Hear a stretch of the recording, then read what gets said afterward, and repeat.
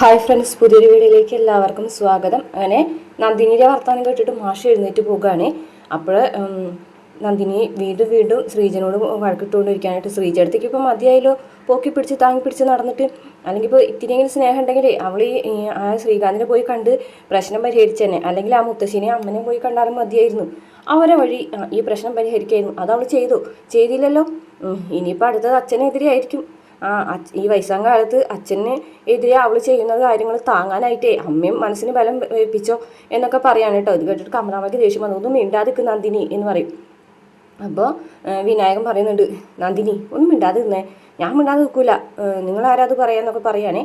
അപ്പോഴേക്കും വേദ വരികയാണ് കേട്ടോ. വേദ വന്നതോടുകൂടി പിന്നെ വേദന മെക്കെട്ടായി. വേദ എന്നോട് വന്ന് പറയുന്നു, ആഹാ വന്നോ, വീടിന് നന്മ ചെയ്യാനായിട്ട് ഇറങ്ങി പുറപ്പെട്ടവള് എന്ന് ചോദിക്കാൻ കേട്ടോ.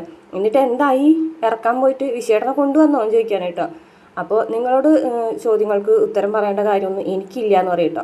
വേണ്ട, എന്നോട് ഉത്തരം പറയണ്ട, പക്ഷെ ശ്രീജടത്തിയോട് പറയാലോ എന്ന് പറയാണ് കേട്ടോ. നീ ശരിക്കും പറയാനേ നിന്നെ ഇവിടെ നിന്ന് ഇറക്കി വിടേണ്ടതാ. ആരിറക്കി വിടും, നിങ്ങളോ അല്ലെങ്കിൽ വിനായകേട്ടനോ? എന്നിട്ട് വിനായകൻ്റെ അടുത്തേക്ക് വേദ വരികയാണ്. എന്നിട്ട് വേദ ചോദിക്കുന്നുണ്ട്, വിനായകേട്ടൻ എന്നെ ഇവിടെ നിന്ന് ഇറക്കി വിടുമോ? ഏയ്, ഞാൻ ഇറക്കി വിടില്ല. വിക്രത്തിൻ്റെ ഭാര്യയെ ഞാനെന്തിനാണ് ഇവിടെ നിന്ന് ഇറക്കി വിടുന്നത് ഞാൻ ചോദിക്കും. കേട്ടല്ലോ, ഇനിയിപ്പം മതിയാലോ എന്ന് ചോദിക്കാണ് കേട്ടോ. പിന്നെ ശ്രീജേടത്തിക്കും അമ്മയ്ക്കും എന്തെങ്കിലും ചോദിക്കാനുണ്ടെങ്കിലേ അവർ ചോദിച്ചോളൂ. ശ്രീജേടത്തി ചോദിക്കി എന്ന് പറയാൻ കേട്ടോ. അപ്പോൾ ശ്രീജ ചോദിക്കുകയാണ്, നന്ദിനി ചോദിച്ചതൊക്കെ അവിടെ നിൽക്കട്ടെ, പക്ഷേ വേദനോട് ഞാനൊരു കാര്യം ചോദിക്കട്ടെ, വേദ പോയിട്ട് എന്തായി, എന്തെങ്കിലും ആയോ എന്ന് ചോദിക്കാൻ കേട്ടോ. അപ്പോൾ പ്രതീക്ഷയോട് കൂടിയിട്ട് കമലാമ്മയും മുഖത്തേക്ക് നോക്കുന്നുണ്ട് കേട്ടോ വേദന. അപ്പോൾ വേദ എവിടേക്കാണ് പോയത്, ആരെയാണ് കണ്ടത്, വിശേഷനെ പുറത്തിറക്കാൻ പറ്റുമോ എന്നൊക്കെ ചോദിക്കുകയാണ്. ഞാൻ പോയത് ശ്രീയേട്ടനെ കാണാൻ വേണ്ടി തന്നെയാണ്. ശ്രീയേട്ടൻ വിശേഷനെ കുടിക്കുക തന്നെയാണല്ലേ എന്ന് ചോദിക്കുകയാണ് കേട്ടോ ശ്രീജ. അതെ, അത് തന്നെയാണ്, എൻ്റെ ചേട്ടൻ തന്നെയാണ് ഇതിൽ പിന്നിൽ കളിച്ചിട്ടുള്ളത്. പക്ഷേ ശ്രീജടത്തി വിഷമിക്കേണ്ട, വിശേഷന് ഒരു കുഴപ്പം പറ്റാതെ ഞാൻ നോക്കിക്കോളാം. അപ്പോൾ പറയുന്നുണ്ട്, എന്തായാലും അവർ ശക്തമായ തെളിവുകൾ വെച്ചിട്ടാണ് മുന്നോട്ട് പോകുന്നത്. അതുകൊണ്ട് നമുക്ക് പെട്ടെന്നൊന്നും ചെയ്യാൻ പറ്റില്ല. പക്ഷേ ഒരു കാര്യം ഉറപ്പു തരാം, വിശേഷന് ഒരു അബദ്ധം സംഭവിക്കില്ല എന്ന് പറഞ്ഞിട്ട് വേദാണെന്ന് പോവുകയാണേ. പിന്നെ കാണിക്കുന്നത് വർഷനെയും ശ്രീകാന്തിനെയാണ്. അപ്പോൾ വർഷം ചോദിക്കുന്നുണ്ട്, ഇതൊക്കെ ചെയ്തെന്ന് വിചാരിച്ചിട്ട് വേദ ഇവിടേക്ക് തിരിച്ചു വരുന്നത് നിങ്ങൾ വിചാരിക്കുന്നുണ്ടോ എന്ന് ചോദിക്കുകയാണ്.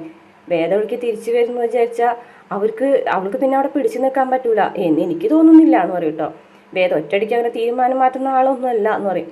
പോട്ടെ, അങ്ങനെ അല്ലെങ്കിൽ തന്നെ അവർക്കൊരു തിരിച്ചടി കൊടുക്കാമല്ലോ ആ കുടുംബത്തിന്, അവരെ മൊത്തത്തിലൊന്ന് വേദനിപ്പിക്കുകയും ചെയ്യാമല്ലോ എന്നൊക്കെ ശ്രീകാന്ത് പറയുകയാണേ. ഇത് കേട്ടുകൊണ്ട് നമ്മുടെ ദർശൻ വരികയാണ് കേട്ടോ.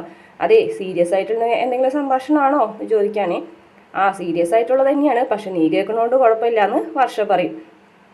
വിക്രത്തിൻ്റെ ചേട്ടൻ വിശ്വത്തിനെ കുറിച്ചിട്ടുള്ള പ്രശ്നമായിരിക്കും പറഞ്ഞുകൊണ്ടിരിക്കുന്നത് അല്ലേ എന്ന് ചോദിക്കുകയാണേ. അപ്പോൾ വർഷ പറയുന്നുണ്ട്, അതെ, അത് തന്നെയാണ് പറയുന്നത്. നിങ്ങൾക്കൊക്കെ നാണമില്ലേ ഇങ്ങനെ ഒന്നിൻ്റെ പുറകെയായി ഒന്നായിട്ട് അവരോട് ഇങ്ങനെ പെരുമാറാനായിട്ട്? അയാൾ എന്ത് തെറ്റ് ചെയ്തിട്ടാണ് നിങ്ങൾ ഇങ്ങനെ പെരുമാറുന്നതെന്നൊക്കെ ചോദിക്കുകയാണേ. അപ്പോൾ നീയിപ്പോൾ വിശ്വത്തിന് വക്കാലത്തായിട്ട് വന്നതാണോ എന്ന് ചോദിക്കും. അപ്പോൾ വർഷ ചോദിക്കുന്നു, നിനക്ക് നാണമില്ലേ, ഞാനും നീയും ഒരേ അച്ഛൻ്റെ ജനിച്ചതാണ്, അത് നീ മറക്കണ്ട, നിൻ്റെ അച്ഛൻ തന്നെയാണ് എൻ്റെ അച്ഛനും എന്ന് പറയുന്നത് ആ കാര്യത്തിൽ എനിക്ക് ചിലപ്പോൾ ഒക്കെ കുറ്റബോധം തോന്നാറുണ്ടെന്ന് പറയും കേട്ടോ. എടാ ദർശ എന്ന് പറഞ്ഞിട്ട് ദേഷ്യത്തോട് കൂടിയിട്ട് വർഷ വിളിക്കുകയാണ്. അപ്പോൾ ശ്രീകാന്ത് പറയുന്നുണ്ട്, അതെ, ഇത് അങ്ങനെ തന്നെയാണ്, ഞാനാണ് ഇതൊക്കെ ചെയ്തത്. ഇതിൻ്റെ പിന്നിൽ എന്താണെന്ന് അറിയാലോ, വേറെ തിരിച്ചു കൊണ്ടുവരാം, എന്നിട്ട് നീയുമായിട്ട് കല്യാണം കഴിച്ച് സന്തോഷം സുഖമായിട്ട് ജീവിക്കുക, അത്ര ഇതിൻ്റെ പിന്നിലുള്ള ഉദ്ദേശം എന്ന് പറയാൻ കേട്ടോ. അപ്പോൾ ദർശൻ പറയുന്നുണ്ട്, നിങ്ങളൊക്കെ ഇപ്പോൾ ചെയ്യുന്നത് കണ്ടിട്ട് വേറെ തിരിച്ചു വരുന്ന തോന്നുന്നുണ്ടോ എന്ന് ചോദിക്കുകയാണ് കേട്ടോ. തോന്നണം, അതിനല്ലേ ഇതൊക്കെ ചെയ്യുന്നത് എന്ന് പറയുന്നതാണ്. അപ്പോൾ ദർശൻ പറഞ്ഞിട്ടുണ്ട്, എന്തായാലും ഞാനിതിന് കൂട്ടു നിൽക്കാൻ പോകുന്നില്ല, ഈ ചതിയാണ്, വലിയൊരു ചതിയാണ്. അയാൾ അങ്ങനെ മോഷ്ടിക്കുന്ന ആളോ അങ്ങനെ ഒന്നുമല്ല, അയാൾക്ക് അങ്ങനെ ജയിലിൽ കിടന്ന് ശീലോ ഒന്നുമില്ല എന്നൊക്കെ പറയാൻ കേട്ടോ. അതൊന്നും എനിക്ക് അന്വേഷിക്കേണ്ട കാര്യമില്ല. എന്തായാലും നീയാണോ ഇനി കോടതിയിൽ എന്ന് ചോദിക്കണം. അതെ, വേണമെങ്കിൽ ഞാനും ഹാജരാവും വിശ്വത്തിന് വേണ്ടിയിട്ട് കോടതിയിൽ എന്ന് പറയാൻ കേട്ടോ. അയ്യോ, നീ ഇപ്പം എന്നെ മൂക്കി കയറ്റി കളയുന്നൊക്കെ പറഞ്ഞിട്ട് ശ്രീകാന്ത് കളിയാക്കാണ് കേട്ടോ. ഉറപ്പായിട്ടും ഞാൻ വിശ്വത്തിന് വേണ്ടി കോടതിയിൽ ഹാജരാവുന്ന പറഞ്ഞിട്ട് ദേഷ്യത്തോടു കൂടി ദർശൻ അവിടെ നിന്ന് ഇറങ്ങി പോവുകയാണേ. അങ്ങനെ ദർശൻ പോകുന്ന വഴിക്ക് വിക്രം ഇങ്ങനെ കയറി വരുന്നത് കാണാനേ. അപ്പോൾ ദർശൻ പറയുന്നുണ്ട്, ഞാൻ പറഞ്ഞത് നിങ്ങൾ അനുസരിക്കൂല, വിക്രത്തിൻ്റെ രീതികളൊക്കെ ഒരു പ്രത്യേക രീതികളല്ലേ, പക്ഷേ എങ്കിലും ഞാനൊരു കാര്യം പറയാം, പുറത്തിറങ്ങാനിരിക്കുന്ന ഏട്ടന് ഒരു പ്രശ്നമായി മാറരുത് ഇപ്പോഴത്തെ ഈ വരവ് എന്ന് പറയാൻ കേട്ടോ. പക്ഷേ വിക്രം അതൊന്നും വക വയ്ക്കുന്നില്ല കേട്ടോ. വിക്രം നേരെ തന്നെ വീട്ടിലേക്ക് കയറിയിട്ട് ജഡ്ജി സാറേന്ന് വിളിക്കാൻ കേട്ടോ. ആരില്ല ഇവിടെ എന്ന് പറഞ്ഞു ഓർക്കാനെ വിളിക്കുന്നുണ്ട്. അപ്പോഴേക്കും ശ്രീകാന്ത് വരികയാണ്. ശ്രീകാന്ത് വിക്രത്തിനെ കാണുമ്പോൾ ചിരിക്കണം. ആഹാ വന്നോ എന്ന് ചോദിക്കുകയാണ് കേട്ടോ. എന്താടാ കരഞ്ഞ് കാല് പിടിക്കാൻ വന്നതാണോ എന്ന് ചോദിക്കുകയാണേ. എന്നിട്ട് പറയുന്നുണ്ട്, അതെ നിന്റെ വീട്ടിൽ എന്തൊക്കെയാണ് നടക്കുന്നത്? ഒരാൾ ഗുണ്ട, അടുത്ത ആള് മോഷ്ടാവ്, എന്തൊക്കെയാണ് നടക്കുന്നത്? ശരിക്കും നിങ്ങൾ ഫാമിലി ഒരു തല്ലിപ്പൊളി ഫാമിലി ആണല്ലേ എന്ന് പറയുന്നതോട് കൂടിയിട്ട് ഒരൊറ്റ ചവിട്ട് കൊടുക്കുകയാണ് കേട്ടോ നമ്മുടെ ശ്രീകാന്തിൻ്റെ നെഞ്ചത്തേക്ക്. ശ്രീകാന്ത് ചെന്ന് നേരെ സോഫയിലേക്ക് വീണാണ്. അവിടെ നിന്ന് വിക്രം ചെന്ന് കണ്ട് പിടിച്ചെഴുന്നേപ്പിക്കുകയാണ്. ശ്രീകാന്തിന് ഒരു കുലുക്കോല കേട്ടാ. ചിരിച്ചുകൊണ്ട് എന്നെ പറയാണ്, ഞാൻ പറഞ്ഞത് എന്തിലവിടെ തെറ്റ്? ഭൂലോക തെണ്ടിയായ നിന്നെ എൻ്റെ പെങ്ങൾ കല്യാണം കഴിച്ചതുകൊണ്ടാണ് ഇതൊക്കെ സംഭവിക്കുന്നതെന്ന് നിനക്ക് നന്നായിട്ട് അറിയാം. അപ്പോൾ ഒരാൾ ഗുണ്ടയും ഒരാൾ മോഷ്ടാവും ആയില്ലേ?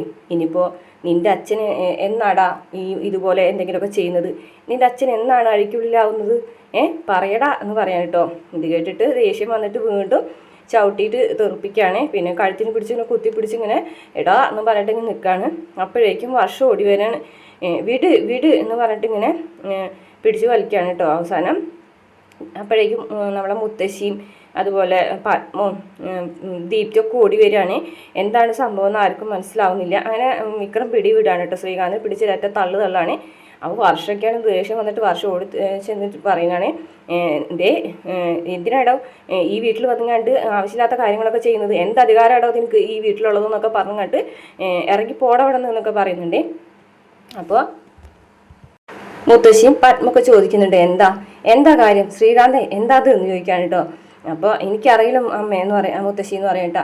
അപ്പോൾ പത്മൻ ചോദിക്കുന്നത് എന്താ മോനെ ചോദിക്കുമ്പോൾ വിക്രം പറയുന്നുണ്ട്, എൻ്റെ ഏട്ടനെ കള്ളനാക്കി 10 ലക്ഷം രൂപ മോഷ്ടിച്ച കള്ളനാക്കി എൻ്റെ ഏട്ടനെ ജയിലിലാക്കാനായിട്ട് ഇവ ശ്രമിക്കുന്നതെന്ന് പറയും കേട്ടോ. അപ്പോൾ മുത്തശ്ശി പറയുന്നുണ്ട്, മുത്തശ്ശിയല്ല ശ്രീകാന്ത് പറയും, അമ്മേ ഇതിൽ എനിക്കൊരു പങ്കുമില്ല. ഇവൻ്റെ ഏട്ടൻ എൻ്റെ സ്ഥാപനത്തിലാണ് ജോലി ചെയ്തിരുന്നത് കുറച്ച് നാളായിട്ട്. ഒരു സഹായാവില്ലെന്ന് വിചാരിച്ചിട്ട് ഞാനത് സമ്മതിച്ചു. പക്ഷേ അയാൾ 10 ലക്ഷം രൂപ മോഷ്ടിച്ചു. അതിനിപ്പോൾ ഞാനെന്ത് ചെയ്യാനാണ്? ഞാനത് കേസാക്കുകയും ചെയ്തു. അപ്പോൾ ദീപ്തി വന്നിട്ട് വിക്രത്തിനോട് പറയുകയാണേ, അതെ നിങ്ങളുടെ ഏട്ടൻ 10 ലക്ഷം മോഷ്ടിച്ച് കള്ളനായതിന് എൻ്റെ ഏട്ടനെ വന്ന് തല്ലണത് എന്തിനാ? എന്ത് അവകാശമാണ് നിങ്ങൾക്ക് അതിനുള്ളത്? എന്ത് അധികാരമാണ് ഉള്ളതെന്നൊക്കെ പറഞ്ഞിട്ട് ദീപ്തി വിക്രത്തിനോട് ചൂടാവുന്നുണ്ട്. വിക്രം അതിനും മറുപടി ഒന്നും പറയുന്നില്ല. എന്നിട്ട് വിക്രം പറയുന്നുണ്ട്, എൻ്റെ ഏട്ടൻ മോഷ്ടിക്കില്ലാന്ന് എനിക്ക് നന്നായിട്ട് അറിയാം. ഇനി എൻ്റെ ഏട്ടനെ രക്ഷിക്കാനുള്ള വഴി അതിനും എനിക്ക് നന്നായിട്ട് അറിയാം. ഏത് വഴിയിൽ കൂടെയാണ്, ഏത് രീതിയിൽ കൂടെയാണ് എൻ്റെ ഏട്ടനെ രക്ഷിക്കേണ്ടത്. പക്ഷേ അത് കഴിഞ്ഞതിന് ശേഷം അത് ചെയ്തത് ആരാണെന്ന് ഞാൻ കണ്ടുപിടിക്കും. കണ്ടുപിടിച്ച് അത് ചെയ്ത ആളുടെ വീട്ടിലേക്ക് ഞാൻ ഇനിയും വരും. അതായത് ഇവിടേക്ക് ഞാൻ ഒരു വരവ് കൂടെ വരും. അന്ന് ഞാൻ മറുപടി പറയുന്നത് വായ കൊണ്ടായിരിക്കില്ല, അറിയാലോ എന്നെ എന്ന് പറഞ്ഞ് കണ്ട് ഭീഷണിപ്പെടുത്തിയിട്ട് വിക്രം അവിടുന്ന് പോവുകയാണ്.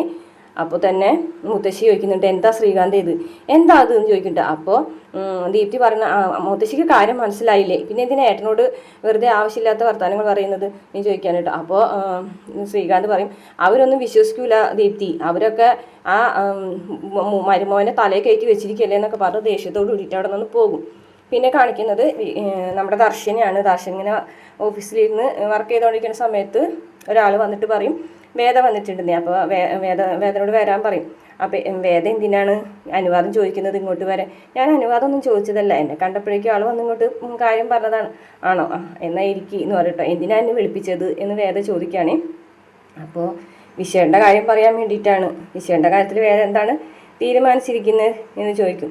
അതിൻ്റെ ഇടയിൽ ചോദിക്കുന്നുണ്ട്, ചക്രപാണി സാറിൻ്റെ കൂടെ പ്രാക്ടീസ് തുടങ്ങിയില്ലേന്ന് ചോദിക്കും. സാറിന്ന് ഇല്ല, നാളെ വരുള്ളൂ, എങ്കിലും ജോയിൻ ചെയ്തോളാൻ പറഞ്ഞിട്ടുണ്ട് എന്നൊക്കെ പറയും. എന്തായാലും കൺഗ്രാസ് എന്നൊക്കെ പറയും. അടിപൊളിയായിട്ട് പോട്ടെ എന്നൊക്കെ പറയും. അതിന് ശേഷം പിന്നെ വിഷയൻ്റെ കാര്യം തന്നെ ചോദിക്കുകയാണ് കേട്ടോ. അപ്പോൾ ഞാൻ ശ്രീയേട്ടനെ കാണാൻ പോയിരുന്നു, എനിക്ക് മനസ്സിലായി, എന്നോട് തുറന്നു പറയുകയും ചെയ്തു കുടുക്കിയത് തന്നെയാണെന്ന്. അപ്പോൾ ദർശൻ പറയും, ഞാനും പോയിട്ടുണ്ടായിരുന്നു ഇതറിഞ്ഞിട്ട്. എന്നോടും അങ്ങനെ തന്നെയാണ് പറഞ്ഞത്, ഒരു തരത്തിലും വിട്ടുവീഴ്ച ചെയ്യാനായിട്ട് തയ്യാറല്ല, ആകെ ഒരു വിട്ടുവീഴ്ച മാത്രമേ ചെയ്യുള്ളൂ എന്ന് പറയും. അപ്പോൾ വേദ പറയും, അതെന്താണെന്ന് എനിക്കറിയാം, ഞാൻ തിരികെ ചെല്ലണം എന്നല്ലേ, തിരികെ വന്ന് ദർശനെ കല്യാണം കഴിക്കണമെന്നും കൂടെ പറഞ്ഞു. അയ്യോ ഞാൻ അങ്ങനെ ഉദ്ദേശിച്ച് പറഞ്ഞതല്ല കേട്ടാ, ദർശൻ ഉദ്ദേശിച്ചു എന്നല്ല പറഞ്ഞത്, ശ്രീകേട്ടൻ്റെ ഉദ്ദേശമാണ് പറഞ്ഞത് എന്ന് പറയട്ടോ. അപ്പോൾ ശ്രീകാന്ത് ഇതൊക്കെ ചെയ്യുന്നത് വേദയ്ക്ക് വേണ്ടിയിട്ടാണെന്ന് പറയും.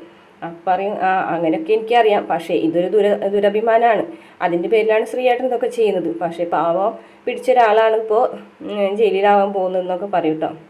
പക്ഷേ അതിന് ഞാൻ സമ്മതിക്കൂല, എന്തൊക്കെ ചെയ്തിട്ട് തന്നെയായാലും വിശ്വേട്ടൻ ഞാൻ പുറത്തിറക്കും, അത് ഉറപ്പാണ് എന്ന് പറയും കേട്ടോ. അപ്പോൾ ദർശൻ പറയുന്നുണ്ട്, വിശ്വേട്ടന് വേണ്ടിയിട്ട് ഞാൻ ഹാജരാവെന്ന് പറഞ്ഞിട്ടാണ് ഞാൻ പോന്നിട്ടുള്ളത്. അങ്ങനെയാണെന്നുണ്ടെങ്കിൽ ഞാൻ സ്റ്റേഷനിൽ പോയിട്ട് വിശ്വനെ കൊണ്ട് വക്കാലത്ത് ഒപ്പിടിക്കട്ടെ എന്ന് പറയുന്നു. അതൊന്നും വേണ്ട.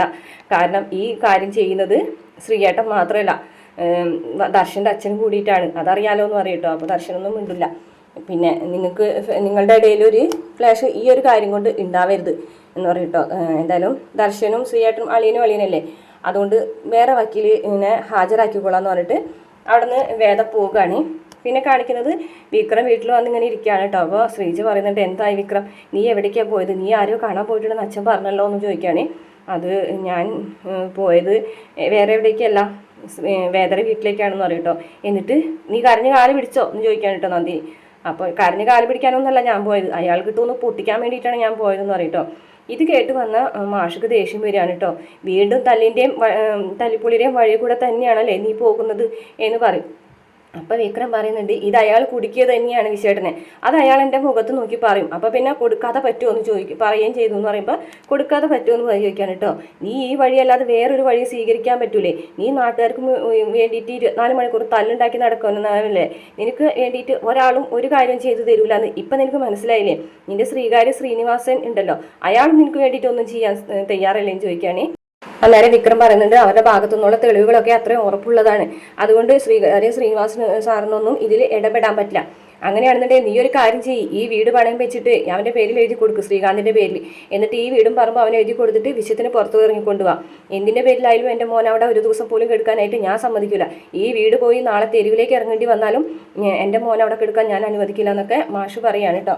10 ലക്ഷം രൂപ കൊടുത്താൽ ഈ കേസ് ഒഴിവാക്കുന്നുണ്ടെങ്കിൽ നിമിഷ നേരം കൊണ്ട് 10 ലക്ഷം രൂപ കൊണ്ട് ശ്രീകാന്തിൻ്റെ അടുത്ത് കൊണ്ടുപോകാൻ എനിക്കറിയാം.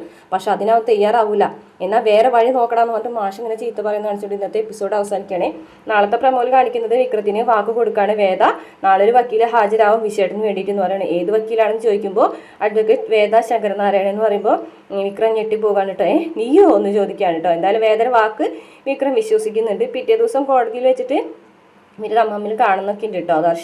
ദർശനും വേദയും കൂടി ഒരുമിച്ചാണ് വരുന്നത്.